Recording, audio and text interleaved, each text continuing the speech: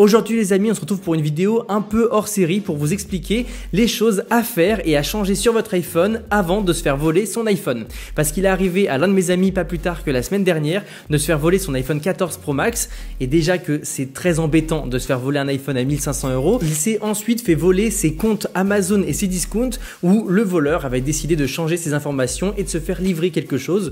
Heureusement, il l'a vu dans ses mails et il a réussi à annuler la transaction, mais ça aurait pu être bien pire s'il n'avait pas eu la chance de tomber sur les mails de livraison, parce qu'il avait pu changer les informations pour se faire livrer en point relais, mais il n'avait pas pu changer les adresses mail. Du coup, dans cette vidéo, on va parler de comment les voleurs font pour récupérer nos données et surtout comment empêcher que ça arrive. Du coup, ce qu'ils vont faire, c'est qu'ils vont se mettre derrière nous et essayer de voir notre code dans des moments où on s'y attend pas forcément, comme dans le métro, le tram, etc. Et là, vous allez me dire, mais qu'est-ce qu'ils peuvent bien faire avec le code? Parce que finalement, quand on a le code, on se retrouve sur le menu d'accueil et on peut pas faire grand chose. Et bien en fait, c'est super simple. Ils vont dans les réglages et ensuite, ils vont appuyer sur notre compte iCloud. Ici, ils vont aller sur mot de passe et sécurité, et ici, ils vont appuyer sur modifier le mot de passe. Tout ce que l'iPhone va demander, ça va être ton code d'iPhone et pas forcément le code d'iCloud.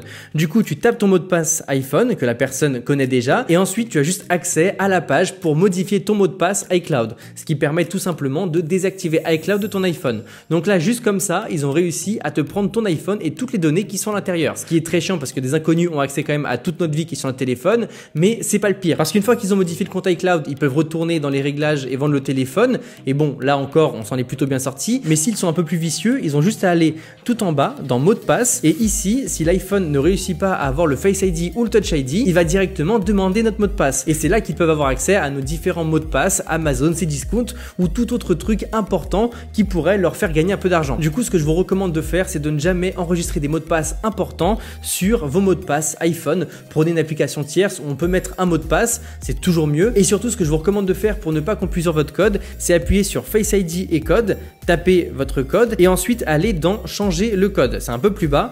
Ici, on va demander de taper l'ancien code, et une fois que c'est fait, on va vous demander de taper le nouveau code. Vous allez appuyer sur option de code juste en bas en bleu et vous allez mettre code alphanumérique perso. Ça va être un code avec du texte que vous allez pouvoir mettre, et surtout ça va être un code super intéressant parce que ça permettra de mettre un code assez difficile pour empêcher les voleurs de voir notre mot de passe si on est obligé de le taper en lieu public, parce que c'est vrai que parfois le Face ID marche pas, le Touch ID marche pas. Ça sera un bon rappel de pourquoi on utilise Face ID, et surtout ça empêchera le voleur de voir le mot de passe dès le premier coup d'œil.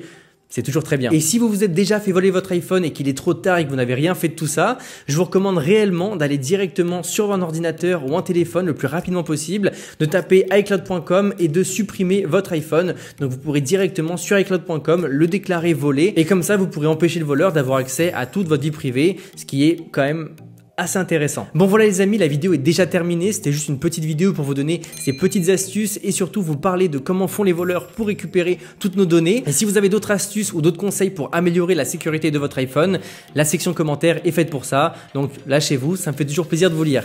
Nous on se dit à très vite pour de prochaines vidéos. Salut à tous, c'était André Martin.